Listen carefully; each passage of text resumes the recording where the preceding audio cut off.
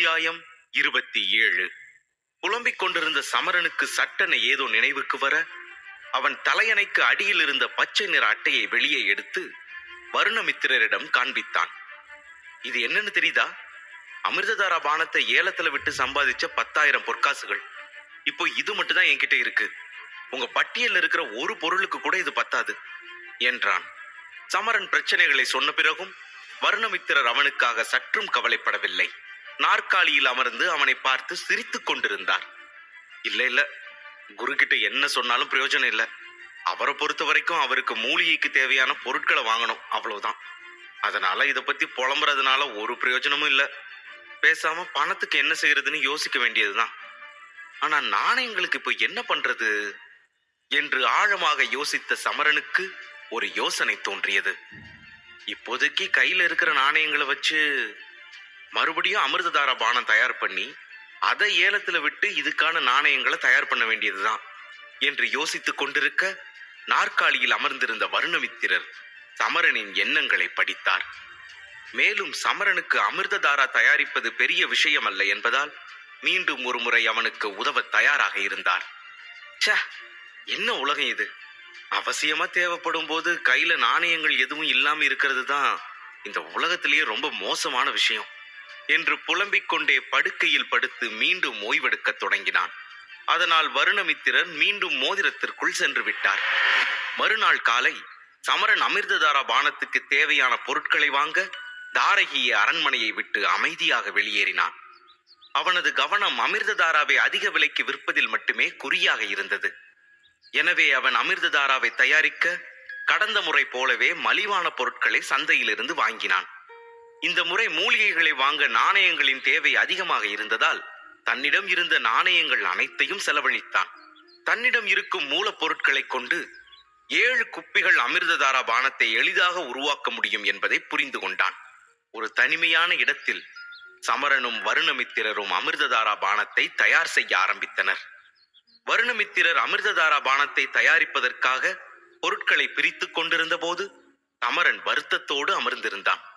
தன் கையில் இருந்த நாணயங்களை மொத்தமாக இழந்து விட்டதாக நினைத்து வருந்திக் கொண்டிருந்தான். வருணமித்திரர் சுமார் 1 மணி நேரம் செலவழித்து 7 குப்பிகள் அமிர்ததாரா பானத்தை தயார் செய்தார். பின்னர் அந்த 7 குப்பிகளை மேசையில் வைக்கும் போது சமரன் குப்பிகளை பார்த்து நம்பிக்கையோடு புன்னகைத்துக் கொண்டிருப்பதை வருணமித்திரர் கவனித்தார்.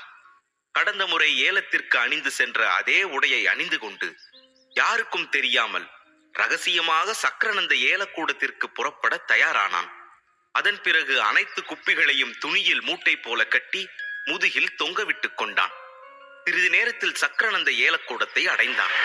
கடந்த முறை போலவே பரிசோதனை செய்யும் அறைக்கு சென்றான்.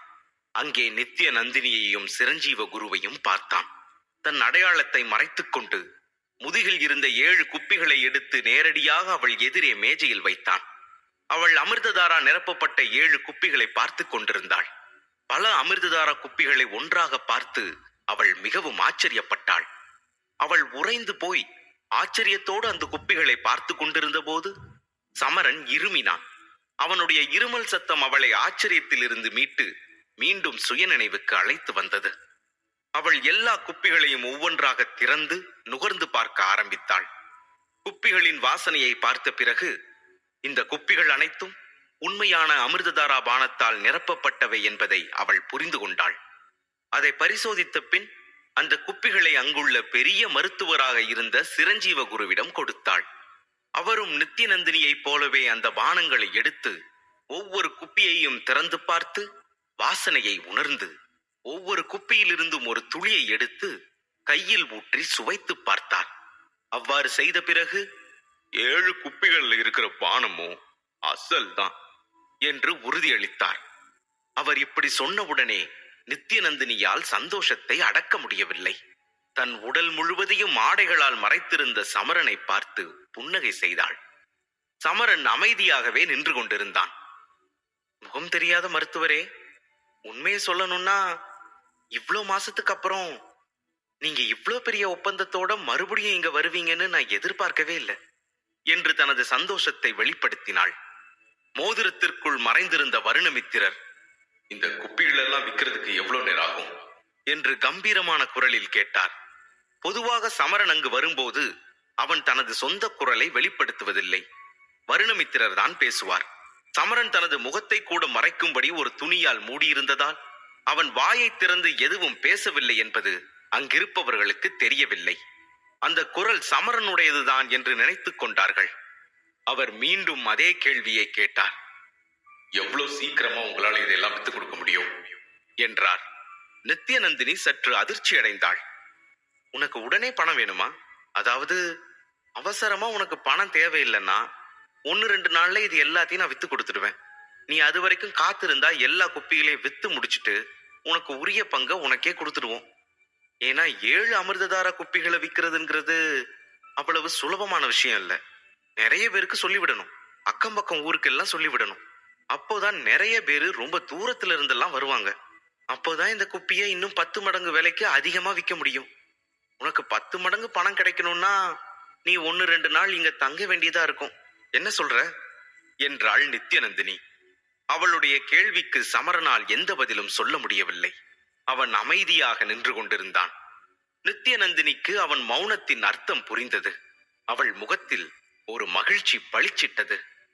அதே மகிழ்ச்சியில் மேஜையில் இருந்த தேநீர் கோப்பையை எடுத்து ஆனந்தமாக அதை பருகினாள். அப்போது வருணமித்திரர் யோசித்து, நீங்க எனக்கு சில பொருட்கள் வாங்க உதவ முடியுமா என்றார். இதை கேட்ட நித்யநந்தினி சமரனை பார்த்து, பொருளா? என்ன மாதிரியான பொருள் என்றாள். இதை பற்றி சொல்ல வருணமித்திரர் சற்று தயங்கினார். அவர் தன் வார்த்தைகளை குறைத்துக் கொள்ள நினைத்தார். சொல்லுங்க, உங்களுக்கு என்ன பொருள் வேணும் என்றாள். 50 வயது நீல ரோஜாக்கள் 4, பாம்பு விஷம் கொண்ட பழங்கள் 2, 20 வயது மூலசக்தி கொண்ட ஆயுர்வேதம் மந்திரங்கள் என்று தனது பட்டியலை கூறினார். பட்டியலை கேட்டவுடன் சிரஞ்சீவ குருவின் முகம் மாறியது. ஒரு மருத்துவருக்கு ஏன் இவ்வளவு விலையுயர்ந்த பொருட்கள் தேவை என்று அவர்களால் புரிந்து கொள்ள முடியவில்லை. இந்த மருத்துவர் ஒருவேளை மிலாஞ்சி பொடி தயார் பண்ண நினைக்கிறாரா என்று ஆச்சரியத்தில் ஆழ்ந்த சிரஞ்சீவகுரு அந்த தருணத்தில் அமைதியாக இருப்பதுதான் நல்லது என்று நினைத்தார். அவர் தனது எண்ணங்களை வெளிக்காட்டிக் கொள்ளவில்லை. ஆனால் நித்யநந்தினி சிரித்துக் கொண்டே சமரனிடம், ஓ தாராளமா, நீங்க சொன்ன பொருட்களை கண்டுபிடிக்க நான் நிச்சயமா உங்களுக்கு உதவுறேன். அது எங்க ஏலக்கூடத்துக்கு வந்தா உடனே நான் உங்களுக்கு தெரியப்படுத்துறேன். ஆனா உங்களுக்கு எப்படி தெரியப்படுத்துறது? நீங்க எங்க இருக்கீங்க? உங்க முகவரி என்ன என்றாள். அவள் பேசிக் கொண்டிருக்கும் போதே யதார்த்தமாக சிரஞ்சீவ குருவை பார்த்தாள். அவருடைய வெளிப்பாட்டைக் கண்டு சற்று பதட்டமடைந்தாலும் அவள் அதை வெளிப்படுத்திக் கொள்ளாமல் பேசிக் கொண்டிருந்தாள். என்னோட முகவரி உங்களுக்கு தேவையில்லை. நான் கேட்ட பொருள் ஏலத்துக்கு வந்தா என் பங்குல இருந்து கழிச்சுக்கிட்டு அந்த பொருளை எடுத்து வச்சா போதும். இப்போ நான் கிளம்புறேன். எனக்கு ஒரு முக்கியமான வேலை இருக்கு. அதனால 2 நாளைக்கு அப்புறம் கண்டிப்பா திரும்பி வர. இப்போ நான் புறப்படுறேன். நன்றி என்று வருணமித்திரரின் குரல் ஒலித்தவுடன் சமரன் அங்கிருந்து புறப்பட்டு விட்டான். அவன் வெளியேறியவுடன் நித்யநந்தினி சிரஞ்சீவ குருவை பார்த்து, என்ன நடந்துச்சு குருவே? எதுக்கு இவ்வளவு ஆச்சரியம் உங்க முகத்துல? அவன் அப்படி என்ன சொன்னான் என்றாள். அவர் கேட்ட பொருட்களை பத்தி தான் யோசனை பண்ணிட்டு இருக்க என்று தாடியை சொரிந்தபடி யோசனையோடு கூறினார் சிரஞ்சீவகுரு. ஏன் குருவே, அந்த பொருட்களுக்கு என்ன என்று கேட்க, எனக்கு தெரிஞ்ச வரைக்கும் இந்த எல்லா பொருளுமே ஒரே ஒரு விஷயத்தை உருவாக்க தான் பயன்படுது.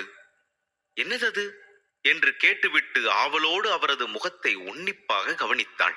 அவர் அழுத்தமான குரலில் மிலாஞ்சி பொடி என்றார். அதை கேட்ட நித்யநந்தினி அதிர்ச்சி அடைந்து விட்டாள். அவள் பதட்டத்தோடு அவசரமாக, ஆனா குருவே, அந்த மிலாஞ்சி பொடி தயாரிக்கணும்னா அது 4வது நிலையில இருக்கிற மருத்துவரால தானே முடியும்.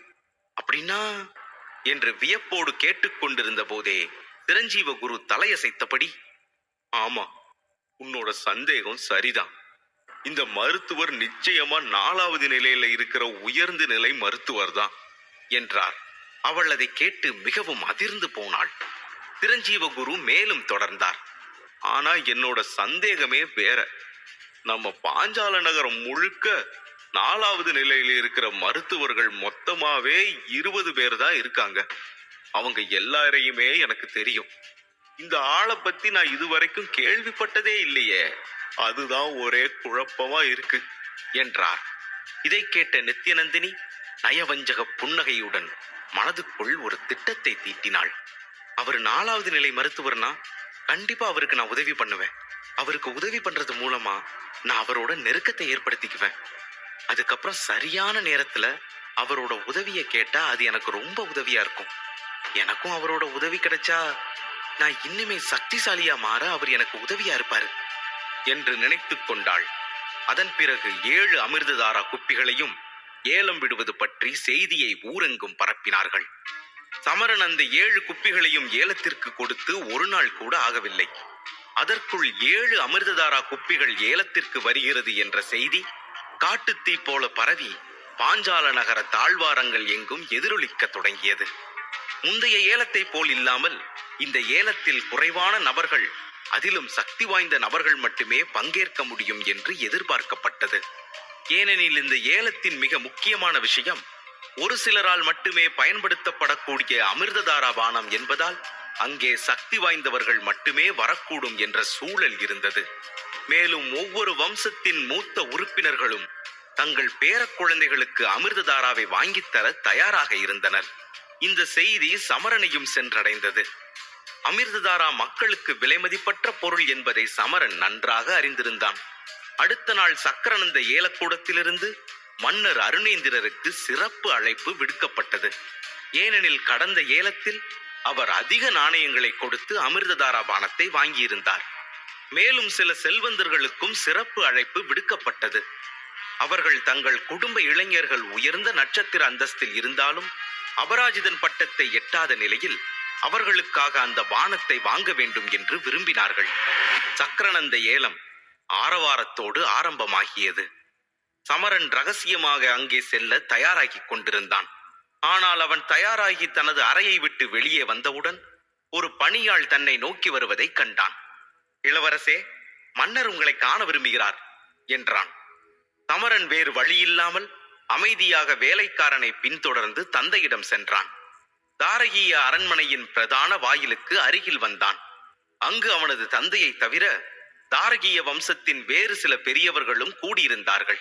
அவர்கள் அனைவரும் உற்சாகமாக சமரனை பார்க்க அருணேந்திரர் சமரனை நோக்கி சைகை செய்தார். உடனே சமரன் தன் தந்தை அருணேந்திரருக்கு அருகில் சென்று பெருமூச்சுடன் நின்று கொண்டான். அப்போது அங்கே ஒரு பெண்ணின் குரல் கேட்டது. எவ்வளவு நேரம் தான் உனக்காக காத்துட்டு இருக்கிறது? பொம்பளைங்க நாங்களே சீக்கிரமா தயாராயிட்டோம். ஆனா நீங்க புறப்பட இவ்வளவு நேரமா? ஒப்பனைகள் செய்ய நேரமாயிடுச்சோ என்று கோபம் நிறைந்த தொனியில் ஒலித்தது அந்த குரல். சமரன் குரல் வந்த திசையை பார்த்தான். அங்கே ஜானகிதான் நின்று கொண்டிருந்தாள். அவள் வழக்கம் போல அவன் மீது மிகவும் கோபமாக இருந்தாள். அவளை பார்த்த சமரன் புன்னகைத்துக் கொண்டே, ஏன், என்ன அவசரம்? உயிருக்கு போராடிட்டு இருக்கிற நோயாளியை பார்க்க போறோமா என்ன என்று சொல்ல, அவனுடைய ஏளனமான பதிலை கேட்ட ஜானகியின் கோபம் மேலும் அதிகரித்து விட்டது. அப்போது அங்கே இன்னொரு பெண்ணின் சிரிப்பு சத்தமும் கேட்டது. அந்த குரலை கேட்டவுடன் அது மேகராணியின் குரல்தான் என்பதை உடனே புரிந்து கொண்டான் சமரன். சிரிப்பு சத்தம் கேட்டு நடுவில் நின்றிருந்த மேகராணியை பார்த்தான். அங்கே அவளை பார்த்த சமரன் அதிர்ச்சியுடன் அவளிடம், நீயுமா ஏலத்துக்கு வர என்றான். ஏன், நான் மட்டும் எங்கேயும் வரக்கூடாதா என்ன? தினமும் பயிற்சி பண்ணிட்டே தான் இருக்கணுமா? எனக்கும் எங்கேயாவது வெளியில போனா நல்லா இருக்கும்னு தோணுச்சு, அதான் புறப்பட்டேன். அதுல உனக்கு என்ன பிரச்சனை? நானும் தான் வருவேன் என்று சொல்லிக்கொண்டே கூட்டத்தை கடந்து சமரனிடம் வந்து அவன் அருகில் நின்று கொண்டாள் மேகராணி. இன்னைக்கு எதை ஏலம் விட போறாங்கன்னு தெரியுமா உனக்கு என்றான் சமரன். ஓ, நல்லா தெரியுமே, தெரிஞ்சுதான் வரேன் என்றாள். நீ ஏற்கனவே அபராஜித பட்டத்தை வாங்கி சக்தியோட தானே இருக்க, உனக்கு எதுக்கு அமிர்ததாரா பானம் என்றான். ஒரு இளைஞனின் குரல் பின்னால் இருந்து ஒலித்தது. அத பத்தியெல்லாம் நீ எதுக்கு பேசுற? போன தடவை நடந்த ஏலத்துல அங்கசீலர் வாங்கின அந்த அமிர்ததாரா பானத்தை உங்க அப்பா மட்டும் அவர்கிட்ட இருந்து வாங்கி உன்கிட்ட கொடுக்காம இருந்திருந்தா இந்நேரத்துக்கு உன்னால என்ன தோக்கடிக்கவே முடிஞ்சிருக்காது என்ற அந்த குரலை கேட்டு திரும்பினான் சமரன். அங்கே சூரியோதயன் நின்று கொண்டிருந்தான். அவனது உடல்நிலை முன்பை விட தேறி இருந்தது. 2 மாதங்களுக்கு முன்பு சமரன் அவனை தாக்கியதால் நீண்ட நாட்களாக படுத்த படுக்கையாக இருந்த சூரியோதயன் சில நாட்களுக்கு முன்புதான் மீண்டும் நடக்க ஆரம்பித்திருந்தான். சூர்யா, நீ இப்ப நல்லா இருக்கியா? நடக்க ஆரம்பிச்சிட்டு போல இருக்கே என்றான் சமரன். அவன் எந்த பதிலும் சொல்லாமல் கோபமாக சமரனை வெறித்து பார்த்து கொண்டிருந்தான். அப்போதும் கூட சமரனையும் மேகராணியையும் ஒன்றாக பார்த்து பொறாமைப்பட்டான். என் கோபத்தை கிளறாத சமரா, நீயே அடிச்சு போட்டுட்டு இப்போ நல்லா இருக்க நான் வேற கேக்குறியா? இத்தனை பேருக்கு மத்தியில நல்ல பேர் வாங்க முயற்சி பண்றியா? சேச்ச, அப்படியெல்லாம் ஒண்ணு இல்லையே. நீ என்கிட்ட திரும்பவும் சண்டை போடணும்னு ஆசைப்படுறியா என்ன? இருந்தா சொல்லு, திரும்பவும் மோதி பார்க்க நான் தயாரா தான் இருக்கேன் என்று நகைச்சுவையாக கூறினான் சமரன். ஆனால் அவன் சொன்னதை கேட்டு சூரியோதயனுக்கு கோபம் வந்து விட்டது. அவன் தன் முஷ்டிகளை இறுக்கி பிடித்துக் கொண்டு, ஒரு முறை என்ன அடிச்சிட்டோன்னு நினைச்சு ஆணவத்தில் ஆடாத. நீ எனக்கு செஞ்ச எதையுமே நான் மறக்க மாட்டேன். நான் கூட இப்போ 9 நட்சத்திர சக்திகளை அடையிற நிலைமையில தான் இருக்கேன். இன்னும் ஒரு வாரம் தான் சக்திகள் எனக்கு கிடைச்சிடும். அதுக்கப்புறம் என் கூட மோதி பாரு, அப்போ பார்க்கலாம் யாரு ஜெயிக்கிறாங்கன்னு பார்த்துடலாம் என்றான். அங்கே கூடியிருந்த அனைவரும் இருவரின் வார்த்தைகளையும் கேட்டு அதிர்ச்சி அடைந்தனர். தாரகிய வம்சத்தின் மூத்தவரான சூரியோதயனின் தாத்தா கூட திகைத்து போய்விட்டார். தன் பேரன் ஏன் இப்படி முட்டாள்தனமாக நடந்து கொள்கிறான் என்பதை நினைத்து வருந்தினார். அவனது வார்த்தைகளால் அருணேந்திரரும் ஆச்சரியப்பட்டார். எங்கே கோபமடைந்து சமரன் அவனை அடித்து விடுவானோ என்று அனைவரும் பயந்தனர். ஆனால் சமரன் சூரியோதயனின் பேச்சை கேட்டு கோபப்படவே இல்லை. ச்சே, இத சொல்ல மறந்துட்டனே. நல்ல வேளை இவன் ஞாபகப்படுத்தினான். நன்றி சூர்யா, நல்ல வேளையா ஞாபகப்படுத்தின. உனக்கு இன்னும் ஒரு வாரத்துல 9 நட்சத்திர சக்தி கிடைச்சிடும். அதுக்கப்புறம் சண்டை போடலாம், அதெல்லாம் சரிதான். ஆனா சில நாட்களுக்கு முன்னாலதான் எனக்கு 9 நட்சத்திர சக்தி கிடைச்சது. அதையும் ஞாபகத்துல வச்சுக்கோ என்றான் சமரன். இதை கேட்டவுடன் அனைவரும் மீண்டும் ஒரு முறை ஆச்சரியப்பட்டனர். சமரனுக்கு 9 நட்சத்திரங்கள் விரைவிலேயே கிடைத்து விட்டதை நினைத்து அனைவரும் வியந்தனர். சூரியோதயனின் முகம் அந்த செய்தியை கேட்டு வாடிவிட்டது. ஆனால் அவனது முகபாவத்தை சமரன் ரசித்துக் கொண்டிருந்தான். அதே சமயம் சூரியோதயனால் இதை நம்பவே முடியவில்லை. அவன் கோபமாக சமரனிடம் ஏதோ சொல்ல நினைத்தான். ஆனால் எதுவும் சொல்லாமல் அமைதியாகிவிட்டான். கடந்த சில நாட்களாக தனது 9ஆம் நட்சத்திரத்தை பற்றி எப்படி எல்லோருக்கும் தெரிவிப்பது என்று யோசித்துக் கொண்டிருந்த சமரனுக்கு இந்த தருணம் சாதகமாக அமைந்துவிட்டது. அதை எண்ணி அவன் நிம்மதியடைந்தான். அதே நேரம் ஜானகியும் இந்த செய்தியை கேட்டு சமரனை முறைத்துக் கொண்டிருந்தாள். 2 மாசத்துல இவனுக்கு எப்படி 9வது நட்சத்திர சக்தி கிடைச்சிருக்கும்? இது எப்படி சாத்தியம் என்று யோசித்துக் கொண்டே முறைத்துக் கொண்டிருந்தாள்.